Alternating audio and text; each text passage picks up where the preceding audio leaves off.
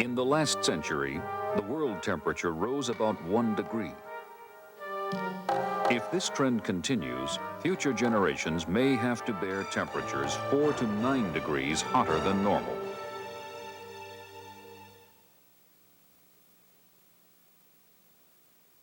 Good morning, everybody. I'm Bruce Schwegler. The big story today continues to be this storm churning off the southeast Atlantic coastline, spinning ocean waters and rising tides along the entire southeast coastline. We are seeing some of the coastal barrier islands being evacuated at this time, and portions of Charleston and also Miami, Florida are being evacuated. This big storm will continue to lift northward. It's the 10th we've had so far this season.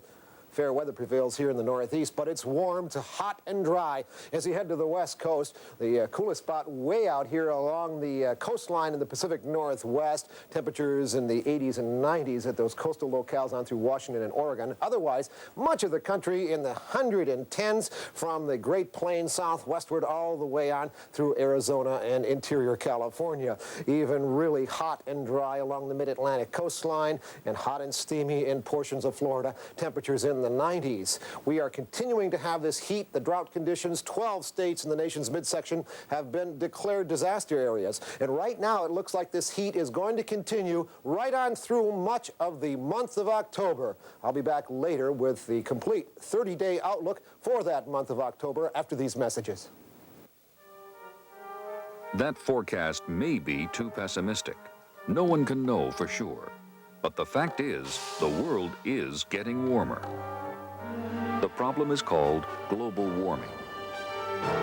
By acting now, we have a lot to gain. Our children have everything to gain.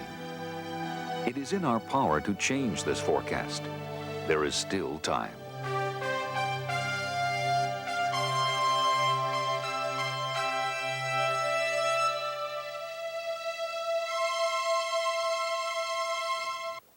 Global warming is caused by a process called the greenhouse effect. And in a sense, the world is a greenhouse, created by invisible gases in our atmosphere which help capture heat from the sun. Without this heat trap, life could not exist. However, during the last 100 years, we as a society have pumped huge amounts of industrial gases into our atmosphere. These gases are creating an imbalance in our Earth's atmosphere, trapping more and more heat. Carbon dioxide, or CO2, is by far the most plentiful of these gases.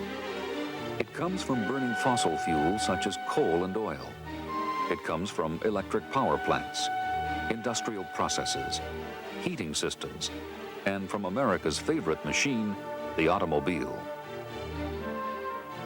For all our success in creating great industries and in forging the most comfortable way of life in history, the legacy we leave to our children may not be what we had hoped.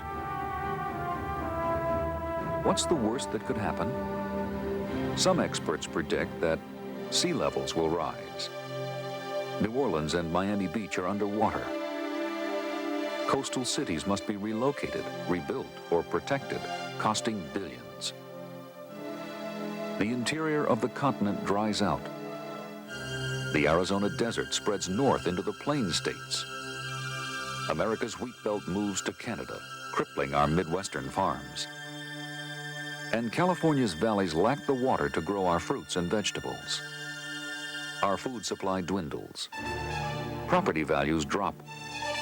Prices skyrocket. For many, the heat will be intolerable. The prosperity of our country is threatened.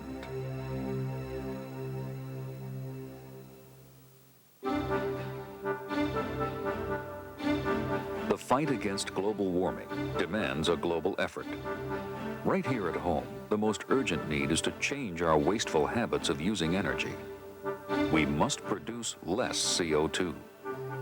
That means using less oil, coal, and gasoline. But it doesn't mean giving up the lifestyle that we're used to, or slowing economic growth. In fact, over the last 15 years, we've expanded our economy by 40%, without using any more energy than we did in 1973.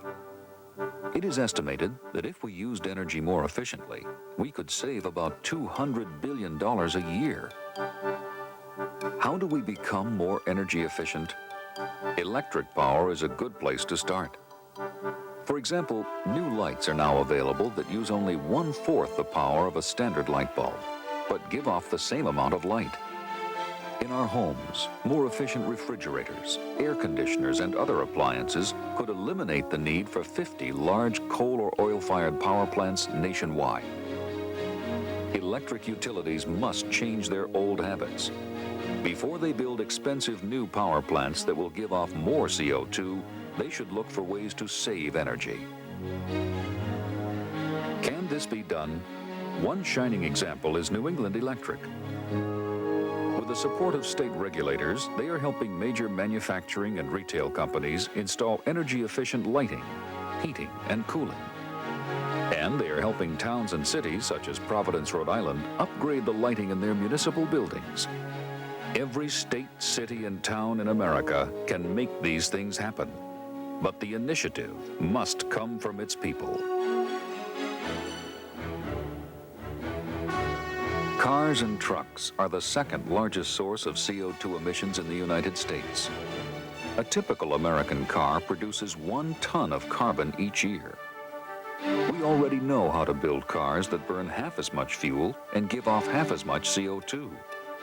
Our government must assure greater availability of these fuel-efficient cars by steadily raising national fuel economy standards. These standards worked well in the past, but they have been allowed to slide in recent years. We must return to a wiser course. If we were to implement energy efficiency across the board, using technologies that already exist, we could cut CO2 emissions by 20%. Making us the world leader in the fight to stop global warming. Energy efficiency is a vital first step toward protecting our quality of life, but it is not enough. We must develop other sources of energy. Some will simply call for the expansion of nuclear power, but we have yet to answer serious questions of safety, cost, and radioactive waste disposal. Natural gas offers an immediate alternative. The United States has a good supply of its own, and burning it generates only half as much CO2 as coal.